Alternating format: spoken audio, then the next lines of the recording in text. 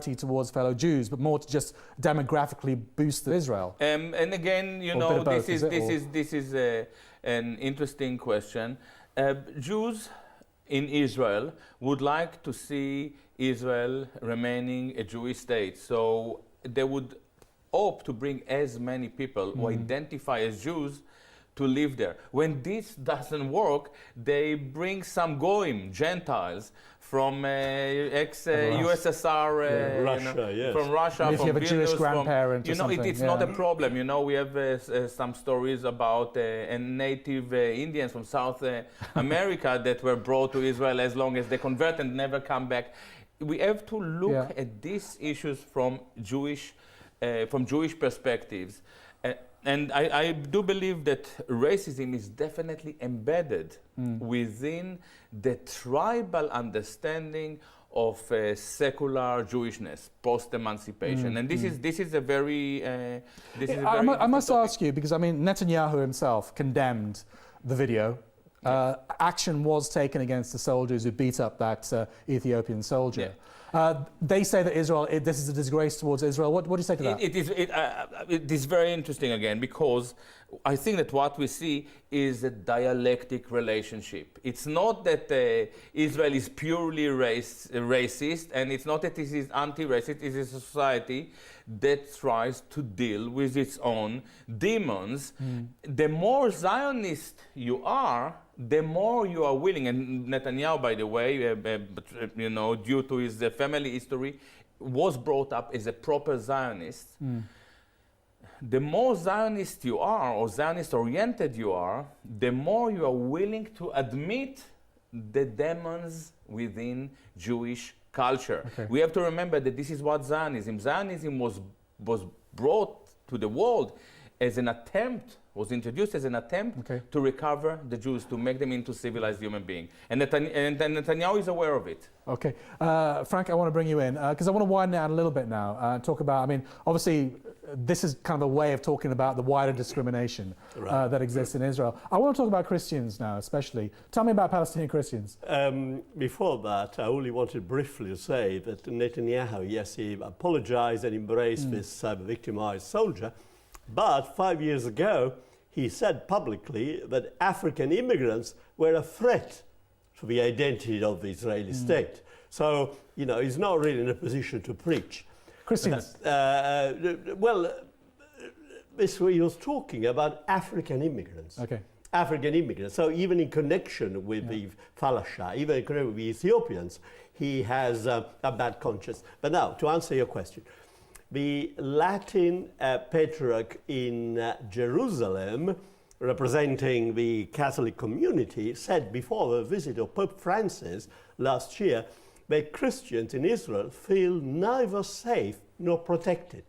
Neither safe nor protected, especially at the hands of far-right extremist settlers in the West Bank, but all over Israel, in Jerusalem as well. There have been many incidents of, they scrolled over a Vatican church, Jesus is a monkey. They scroll things like that.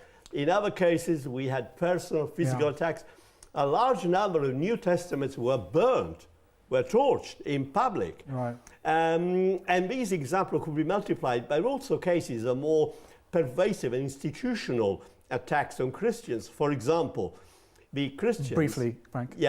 They were forced to, the parliament has identified them as a distinct minority, which sounds good, but in fact, you know, separate them from fellow Palestinians. All right. Okay, we're going to conclude this discussion, gentlemen, in a few minutes' time, but we're going to move on yet again. Recently, the National Union of Students here in the UK voted to boycott Israel, but as Camelia Shambayati reports, it's going to be tough to persuade British universities to follow through on that vote.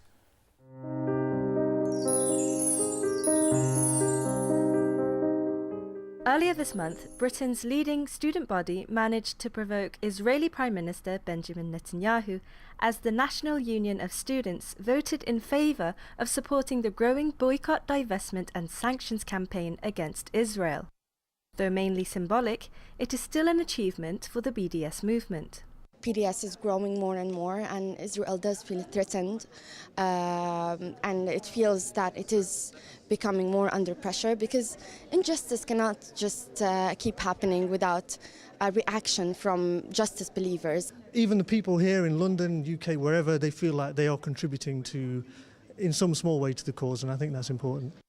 Although the student union at the SOAS London University backed BDS in a referendum landslide in February, one of the student activists told me that despite the apparent victory, it will be a struggle to make the university comply. We had this campaign at SOAS and we had a referendum that passed with 73% of yes, and we are really happy about it, but I think it's going to be difficult to implement it because, of course, there will be a lot of pressure. But we will keep going on, and I think the whole movement is growing. The BDS movement says that it is spreading and having a significant impact on Israel's occupation, colonization, and apartheid policies, and aims to push even further into the mainstream to entrench Israel's pariah status.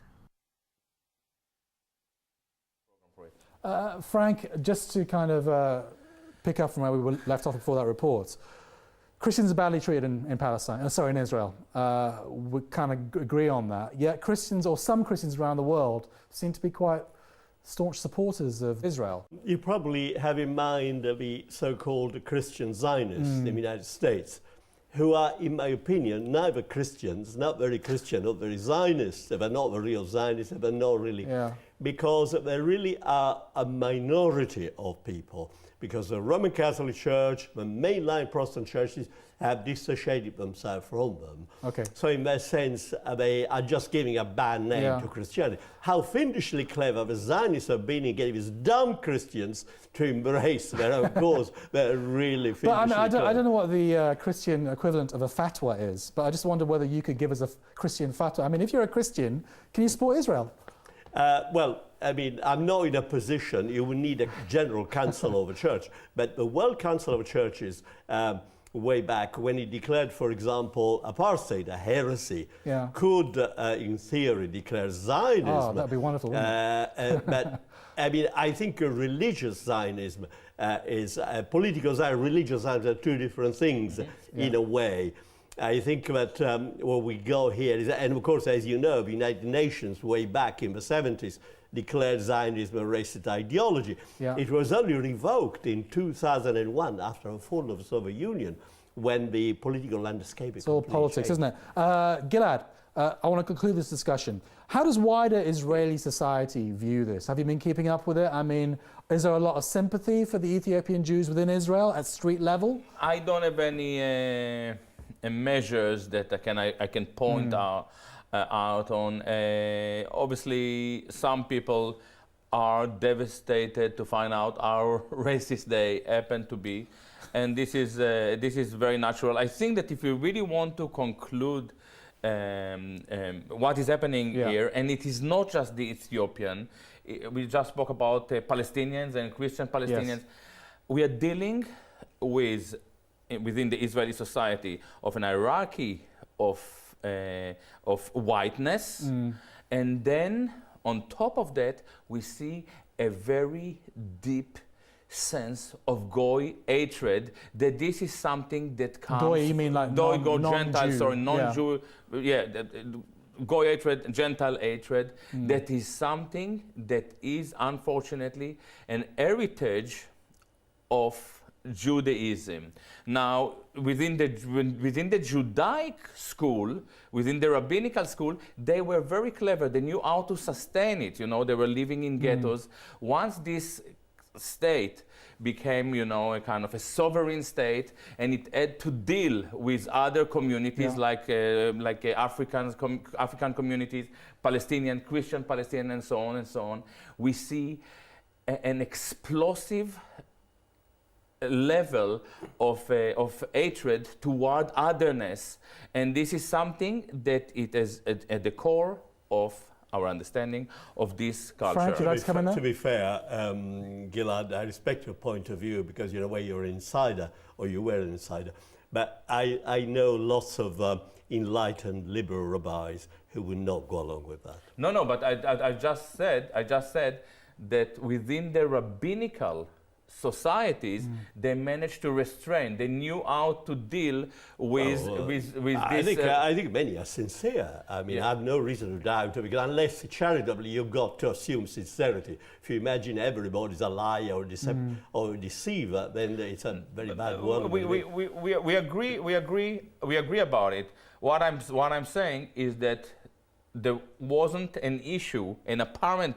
political or social conflict between rabbinical Jews and their surrounding environment. Didn't you say but before? in Israel, we see it on an everyday basis. But didn't you say before, Gilad, that everything that we're seeing playing out today is a manifestation of secular Judaism, not religious Judaism? Yeah, and this is exactly the issue. When the Jews left the ghetto, when we witness the process of emancipation, we see something that comes from the Judaic heritage, you know, this exclusiveness, the chosenness, and it turned into a very, very ugly phenomenon. And this is something that we have to deal with it, but we can only deal with it if we admit to ourselves that this is the Jewish tribal identity. In 20 seconds, Frank, any thoughts? Rabbi Adim Steinhals, who was an Orthodox Israeli rabbi, gave a speech in Oxford some years ago. And what I found very interesting, he attacked idolatry, the idolatry of present Western society. And I felt myself, hey, this guy is speaking for me as well. Okay, all right. Sorry, we're going to have to leave it there, guys, because we're already over time, I think. Thanks a lot for coming in today. That is all the time we have for today. Once more, thank you to all our guests. And don't forget to get busy on social media, telling us what you think of the issues raised in this program, please. Thanks for joining us. We'll see you again next time for more discussion and analysis on Palestine. Bye-bye.